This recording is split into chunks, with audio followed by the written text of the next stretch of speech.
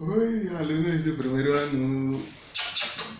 Vocês estão bem, vocês estão bem, vocês estão bem.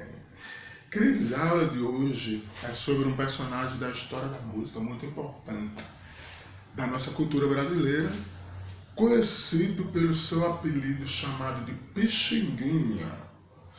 Nós estamos falando ali da cultura do retiro, do subúrbio carioca. Nós estamos falando da década do ano de 1840, apesar que ele nasceu no dia 23 de abril de 1897. Ele foi um grande músico, porque desde pequeno ele escutava o pai dele tocar flauta.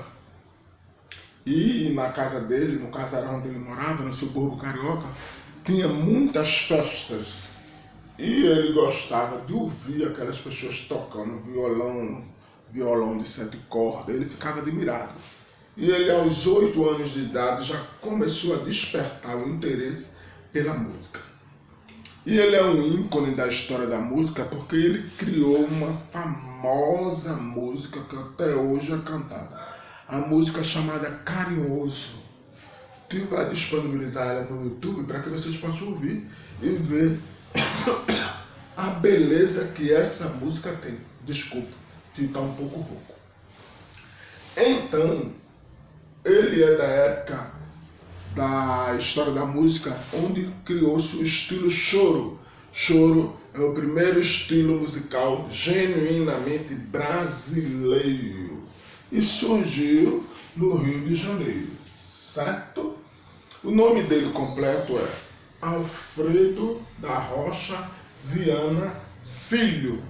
Alfredo da Rocha Viana Filho.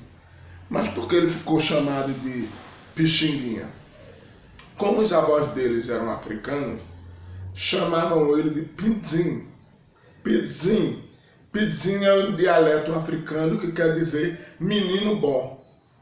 Só que com o tempo, de tanto chamar Pidzin, Pidzin, Pidzin, Pidzin, aí no Brasil ficou chamado de Pixinguinha, que quer dizer também menino bom.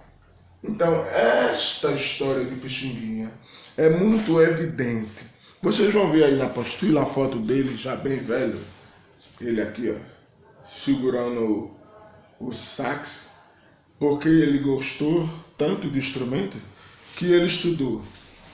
Com 8 anos de idade, o pai dele já começou a ensinar flauta a ele. Flauta transversal já, não era nem flauta doce. Mas ele aprendeu bandolim, violão de 7 cordas, cavaquinho, clarinete e sax. E a preferência dele era tocar por instrumentos agudos, porque ele se interessava pela sonoridade aguda. E ele tinha uma técnica própria de tocar bastante rápido, que é chamada técnica do arpejo.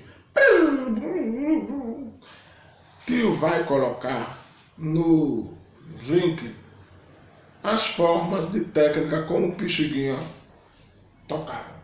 Então basta você ter e saber que Pixinguinha foi um grande músico da história brasileira.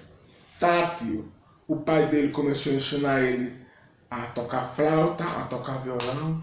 E como é que ele aprendeu teoria musical? Como é que ele sabia clave de sol, clave de dó, pentagrama, semibreve? Como é que ele sabia? Ele teve um professor aos 12 anos de idade chamado César Borges. César Borges já era formado em música.